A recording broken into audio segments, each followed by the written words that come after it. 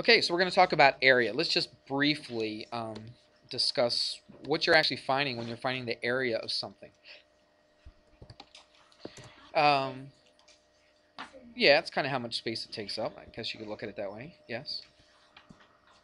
Yes, Dominique.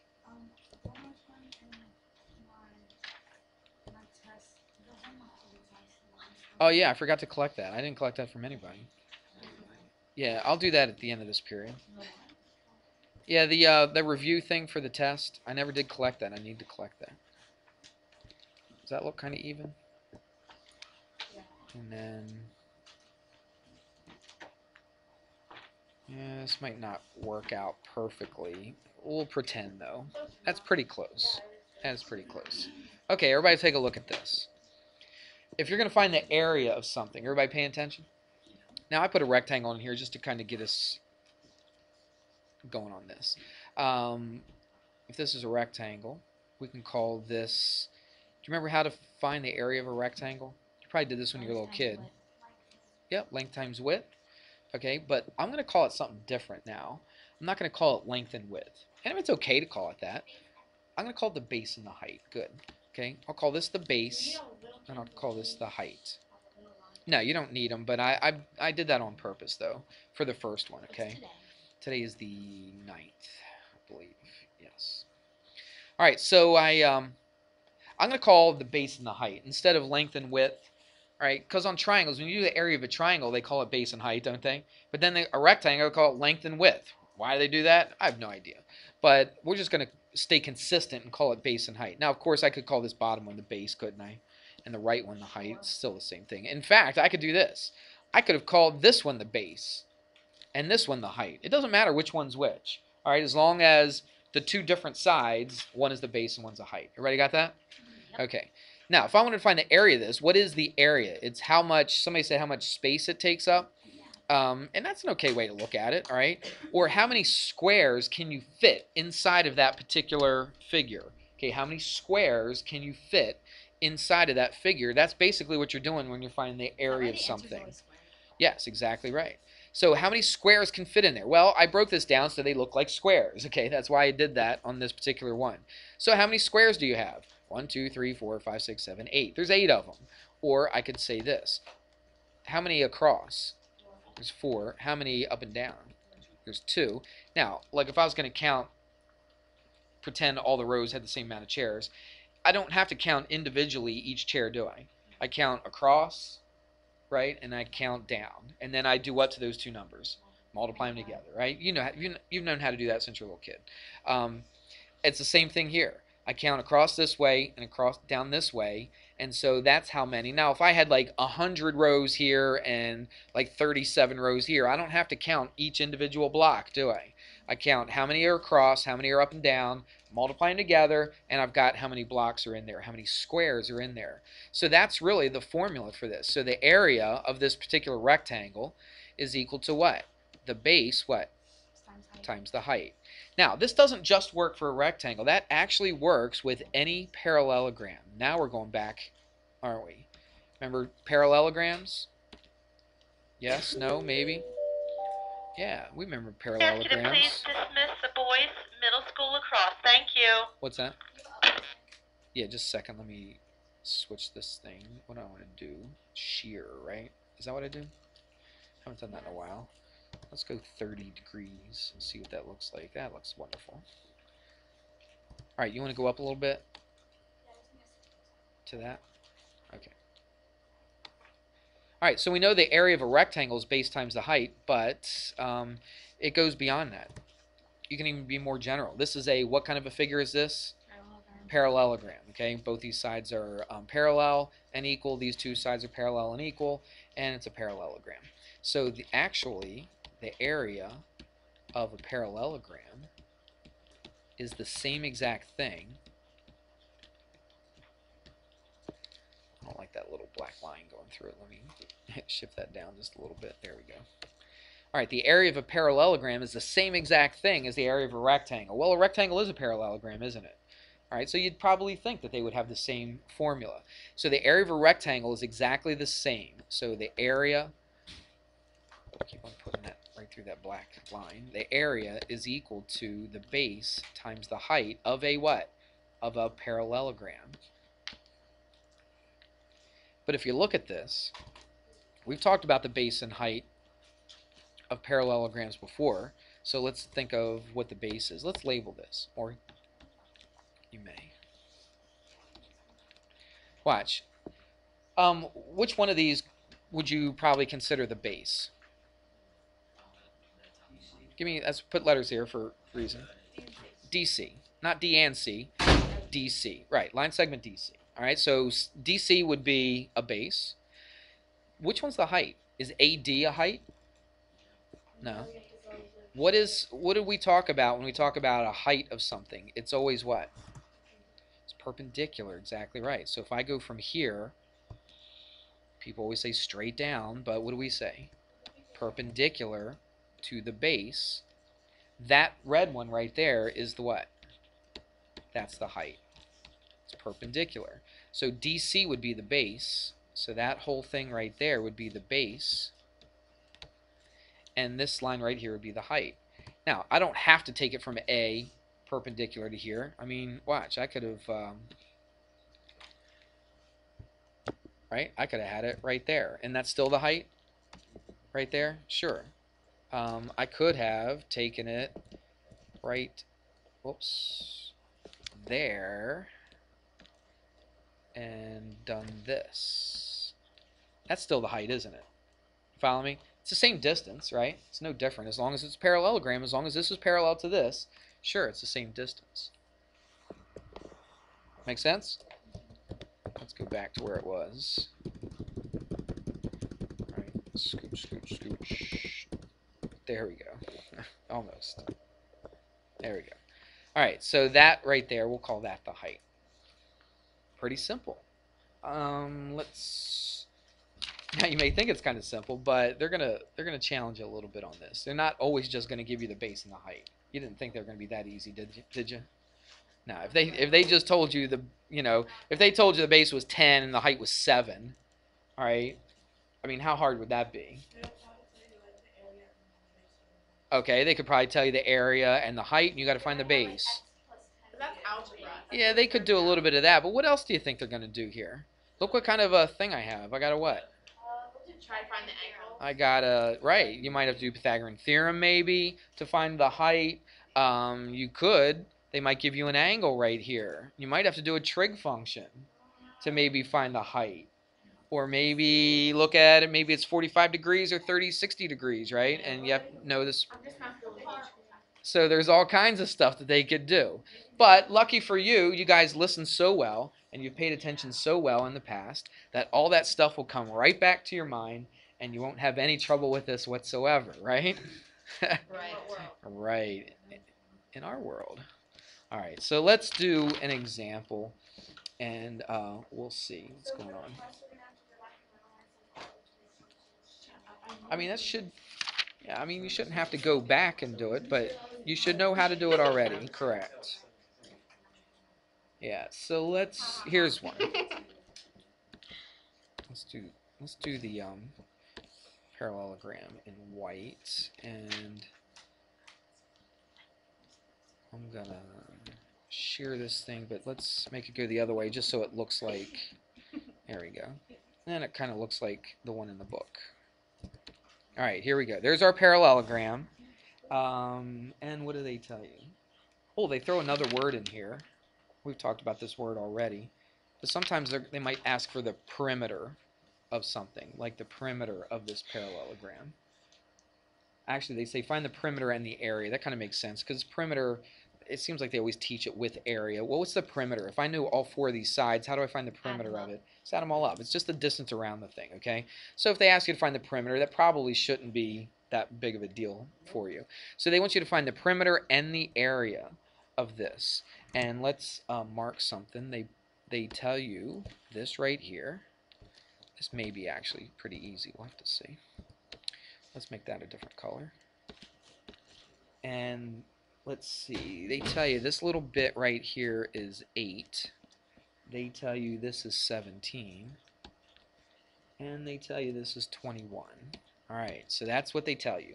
And we have to find two things. We have to find the perimeter of this parallelogram, and we also have to find the area of the parallelogram. By the way, Brooke, you mentioned this earlier. You said, is that why they, I think it was you. That was me. That was you, I'm sorry. So Savannah said, is that why we write squared here? So for instance, if this is 4 and this is 2, what is the area? It's 4, let's call it inches, right? So it's 4 inches times what? Times 2 what? Inches, which gives you, is it 8 inches? Is it? It's inches times inches. What's inches times inches? Inches squared, okay? So, or sometimes they say square inches, right? 8 square inches or 8 square feet and that kind of thing. All right, so your units are inches squared. Everybody follow me on that? Okay. What's perimeter, though? What if I ask you the perimeter of this rectangle? What would that be? Well, if this is 4, then what's this? That's 4. If that's 2, that's 2. That's 8 and 4, which is 12. 12 what? Is that inches squared? No, it's just a distance around. So it's just 12 what?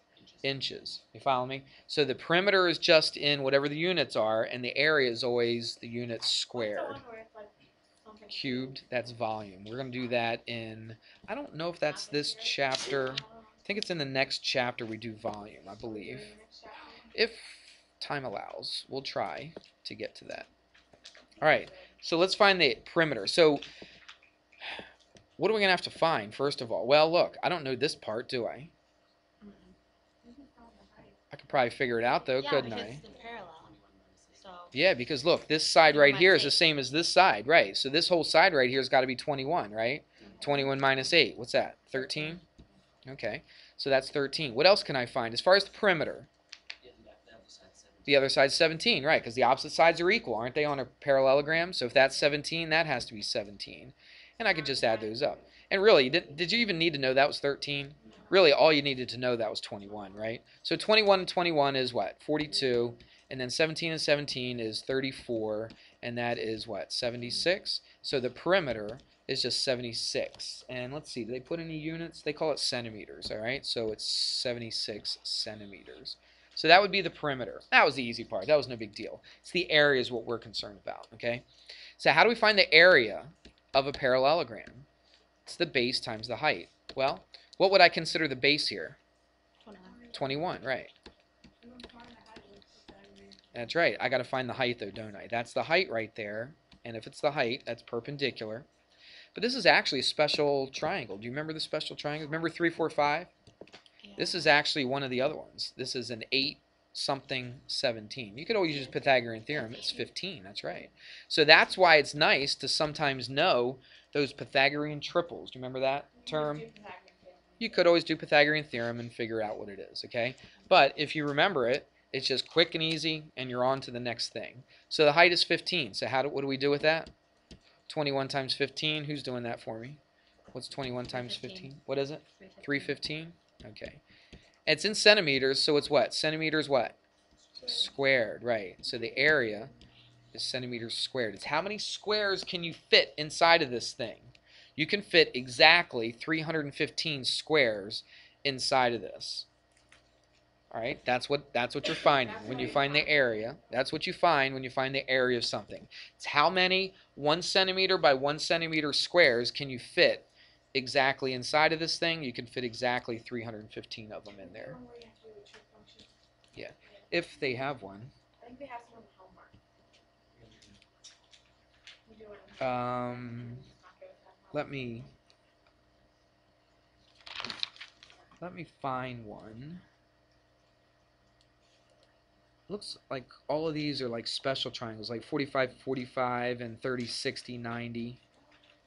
So I don't know if you have to do a trig function, but you may, if you can find one where you have to do a trig function, let me know. Let's do another one. Let's do one with that's a special triangle, like 30, 60, 90, or 45, 45, 90. All right. Can I use what? Light blue. Okay. Light blue and pink. What? I should do number 22. All right. Let's do this one first.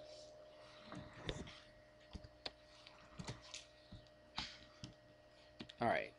They give you this height right here. How much time do I have left? Excuse the interruption. If I could ask Angela Berry and Aaliyah 15. Church to come to the office. Thank you. Okay, they give you this. They give you this. That's 8.5. This is all in millimeters. Millimeters. Who uses it? Everybody uses it. I thought that's what you said. What'd you say? I said I hate how they threw that because like millimeters. You don't like that? What's wrong with that? I don't know. I just don't like it. Yeah, it reminds Like a me of bug? like Millipede? yeah. Millipede? So it sounds kind of creepy. I just don't like it. All right. All we're doing is find the area of this thing. We're not finding... the perimeter would be a piece of cake, wouldn't it? 8.5, 8.5, 15 and 15. Add them up. No big deal. Okay? It's the area is what we're finding. Okay? Thank you. Yeah. And make sure you get the assignment. You get the assignment? Okay. All right, so what do we need? We need the height, don't we? We know the base is 15, so we got to find the height. Now watch this. It's not exactly drawn to scale because it's supposed to be 45, 45, so this height should be the same as this little bit right here, shouldn't it? Yeah. All right, so it's not really drawn to scale, but let's just go by the numbers. Let's not worry if it's drawn to scale or not. So that means that this equals this. What was our relationship? Do you remember the relationships on a 45, 45, 90 triangle? The hypotenuse is equal to, the legs are the same, that's true. It doesn't really look like it. I know, we just had a discussion about that. What is it? Good, it's the square root of 2 times one of the legs. Alright, so that's our relationship. Alright, that's a nice thing to know. And so how do I find one of the legs then? If I want to get the leg, what do I do to get the leg? Divide it by what? The square root of 2, right? So this is 8.5, and how do I get the leg by itself? Divided by the square root of 2. And we'll just throw that in a calculator, all right? But let's write the area. So what's the area then? It's the base, which is 15, times the height, which is what? 8.5 divided by the square root of 2. And we'll chuck all that into our calculator, and hopefully you'll get around 6. Does that look about right? No, that's the height. I'm sorry. It would be around 90. Okay, if you multiply all that together, it would be around 90. Somebody do that for me. Is anybody doing that? Yeah, 8.5 divided by the square root of 2, and then times that by 15. Well, I'll do it. Doesn't look like anybody else is doing this. So 8, thank you. 8.5 divided by the square root of 2. Oops, why did I do that? No, it's divided by the square root of 2 because they give you the hypotenuse. Let's see, square root of 2, right? Yeah, it's 90 point. So that's 6 point something. So the height is about 6.01, and multiply that by 15. And yeah, it's about 90.1, or we just say 90. Okay, it's around 90. It's millimeters, our favorite. Yeah, do they even say? They don't even really say, do they? They just say about. So that's fine. Again, I'm not super picky. I from the sounds of it and the questions you guys always ask me about how to round it, and you guys are always freaking out about how many places do we round it, how many places? I really don't care, to tell you the truth. I'm not that picky. I know, that's what I'm saying. A lot of teachers really, really care. Now, if I was teaching about rounding, right, and I said round it to the hundredths place, then I would have to be picky about it. But if it doesn't say one way or the other, whatever. Just round it. This would be a general rule of thumb for me. And there's more of a specific rule when you get into science. You talk about significant digits. Any ninth graders do science? Any ninth graders in here? Do I have ninth graders in here? Yeah. Did you do significant digits in science class? Yeah. So there are things called significant digits, and it is kind of important. But for in here, if it doesn't say how to round it, just round it to 1 or 2 decimal places. I'm not going to mark wrong, okay? If I don't say you have to round it to a certain place, I'm not going to mark it wrong if you only take it 1 decimal, okay? Or whatever. All right, that's pretty easy, isn't it? Mm-hmm. You said there was one with a trig function. You had to do a trig function? Which number was that? 22. I hear a 17 and a 22. 17 is a special triangle. 22. 22. All right, maybe 22 you have to. You want to do that one? All right, let's do that one. Oh, we haven't done triangles yet. When do we get out of here? 20 after? I got 10 minutes. Okay, so this will be the last one of these types I do. Then I got to do triangle. But triangle, you guys already know the area of a triangle, don't you? What's the area of a triangle? Yeah, it's 1/2 the base times the height, right? That's all we know. Basically, yep.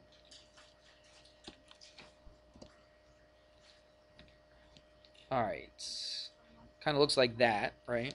Tell you what, let's make this white. There we go. We'll make the other stuff red. Now, what they do is they extended this, didn't they? They extended this. Does that look about straight? Right there. We'll make this another color. And then they extended this one until you get a right angle out of it. We'll just take it right there. It's pretty close. And let's see, they made this little bit right here 18. This whole side is 22. And this angle is 40. I have no idea yet. Finding the area. Yeah, of course. Okay, finding the area. So the area is the base times the height. So what do we know here? Oh, this is actually pretty easy. You don't have to... No, you do have to do some stuff, okay? Let's take a look. This time, normally we call the one on the bottom the base, but we could call this the base as well, as long as the height is perpendicular to it. Am I right? So I could call this the base, but which one is the height, though? Perpendicular to the base. Perpendicular to the base. So what did I do? I extended the base out, right? And I went from here, and I went perpendicular to this. Does that make sense? So I could have done this as well. I could have gone like that. That would be the same length as this, wouldn't it? Okay, so the whole thing is the base, and that would be the height. I'm not going to do that one since this is already drawn like that, but you would agree. So the base is the 22, and the height, we'll call it h for height. So it's this one right here. So how can we solve for the height? And that's the key to this problem. Finding the area is not the hard part. Tangent. Okay, let's go tangent. Opposite over adjacent. So let's go the tangent of 40 degrees is equal to the opposite, 18, over the adjacent, which is, yeah. And then h is 18 divided by the tangent of 40. Good. It's 18. We just did this today in my CP class. Tangent of 40. Right. Alright, and you plug that in. You get that. Multiply it by 22, and you're done. It's that easy. So what is that? 18 divided by the tangent of 40. 21.5. And then what do you do with that answer then? There's that answer, and you multiply it by 22 because that's the height. You multiply it by the base, which is 22, and you get 471.9. I'll just write it like that, 471.9. Did they tell you how far to round it or anything? Yep, round to the nearest tenth. Did I round it to the nearest tenth? Yep, because of 3. It is. Well, yeah, it is big height. No, that's the area. That's the area. That's the area. Because the height was this, 21.45. Right? Multiplied the height by 22, it's 471.9. It says rounded to the nearest tenth, so there we go.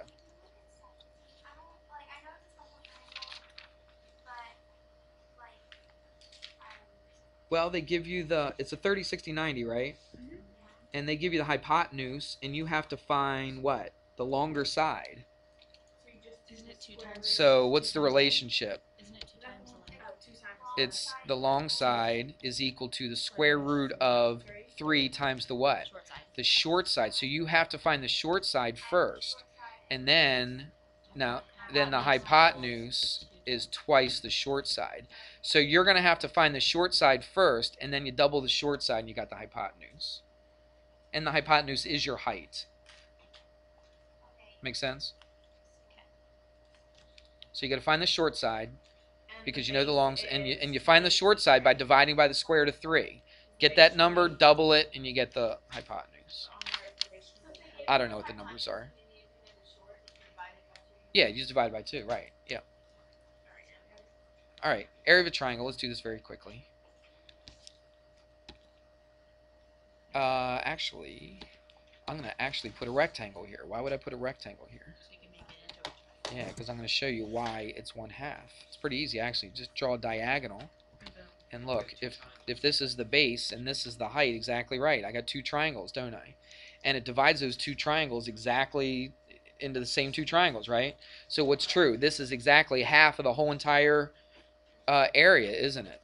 So this triangle right here is what? The area, I'll put a little T right there for triangle. The area of the triangle, it's the base times height, but what? It's half of it, isn't it? That's half of the whole rectangle. That's where they get the 1/2 from for the area of a triangle. Does that make sense? Everybody see that? And or you could write it. Some people write it like this. Doesn't really make any difference, does it? I like this one myself, tell you the truth. Yep. And that's all you do. That's the area of a triangle. Now, obviously, it's not always going to be a right triangle like that. Sometimes you might have a triangle. Yeah, because the area. Look, you might have a triangle like this. If I call this the base, which one is the height? It's from the top, where? Perpendicular to the base. That's right. Remember, the height always has to be perpendicular to the base. So that would be your height. The whole thing would be your base, not just from here to here. Everybody see that? The base is the whole entire thing, and this red one is the whole entire height. And again, they may get you to think a little bit, right, and do some stuff to find what the height is. You might have to do a little trig. You might have to know about, Pythagorean theorem or 30, 60, 90 or 45, 45, 90 and all that kind of stuff. So you have to think a little bit. This is not like when you're a little kid, they just gave you the base and gave you the height and asked for the area. Would you agree? Yeah. So you have to think a little bit more about this, but it's basically all boils down to that same principle, that the area of a parallelogram is the base times the height, and the area of a triangle is 1/2 the base times the height. That's all there is to it. I think we're good with that, aren't we? All right, you want some homework, right? I don't really want it. You don't have a choice. You're right.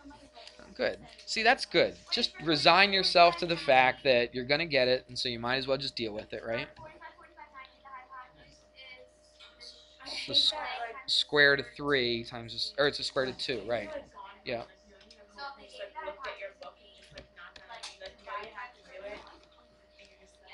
I'm sorry, what'd you say? I got like 3 people talking to me. What'd you say? Yeah, you divide it by the square root of 2. Correct. All right, there's your homework right there. That's section 11.1, chapter 11. That was always my favorite number, 11. Isn't that weird? 11. Does anybody else have 11 as their favorite number? Can we just do 10? You know why? You want to hear my story? You want to hear my story why it was 11? Just real quick. When I was in second grade, when I was in second grade, our teacher assigned us a number, and he would call us by our number and not by our name. Can you imagine that? And I was number 11, and so I don't know. I always liked 11 after that because that was me. That my identity. What, 11 was? Yeah, except my number now is 4. It was your favorite number, or somebody called you 11? Isn't that weird? A teacher would call you by your number? No, like, It doesn't seem like real human to me. Yeah. in elementary school we had numbers too. Oh, and they did call you. Oh, look at that. Well, H. Maybe that's H and H, right? There you go. So I always liked 11. That was always my number, like in sports and stuff. If I could pick it, I always picked 11. But now I pick 17 because my dad retired from playing softball, and he was 17 forever, ever since I was a little kid. And so my dad retired, so I changed from 11 to 17 to honor my dad. Isn't that nice? I mean, he's still living, and he still plays, actually, every once in a while. He's probably better than I am.